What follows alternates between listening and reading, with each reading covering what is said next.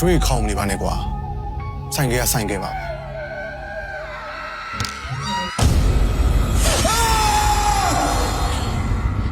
အမေဖြစ်လို့ဒီမှာရှိနေရလဲ အိမ်ရှင်ကိုယ်တိုင်လက်ခံထားတဲ့ဧည့်သည်ကြထွက်တော့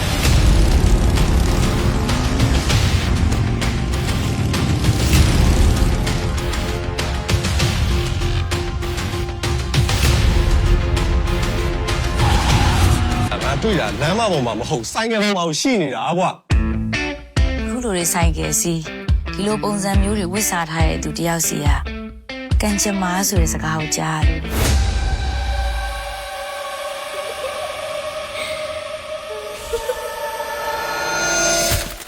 သူကအပေါ်မှာတည်းအပေါ်မှာ ရွှေဖူး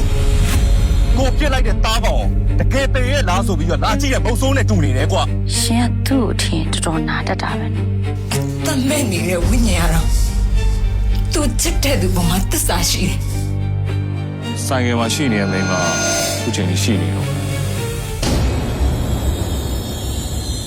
ဒီလန်တစ်ခုကိုရောက်နေပြီလို့ခံစားပြီးတော့ on the road နာမည်ပေးထားတာ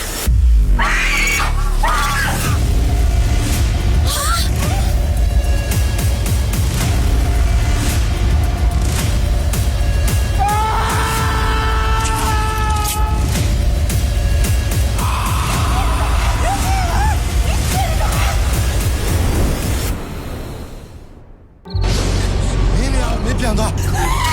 မင်းလည်းမင်းပြန်သွားမင်းကဘာအောင်မင်းနေလဲ